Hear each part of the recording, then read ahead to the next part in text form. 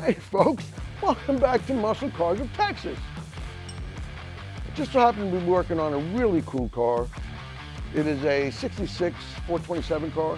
It's a 390 horsepower, but still a very, very cool car. We're putting power steering on it. We're putting a sniper fuel injection system on it. And we're just updating the car, brakes and all that kind of good stuff to make it a really nice driver for the customer. So come with me and see what's going on.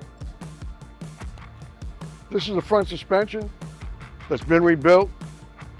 Upper and lower control arms, ball joints, control arm bushings. We're also putting in new wiring harnesses, which just came in, an electronic speed attack so that we can hook it up to the sniper system. And of course, when we're doing one of these, I bead blast everything, and I'll either clear them or do some sort of a rust inhibitor so they don't rust back up. And all of this goes back underneath the car and it's going to look like new.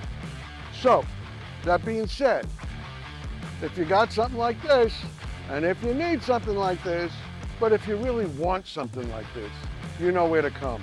Right here at Muscle Cars of Texas.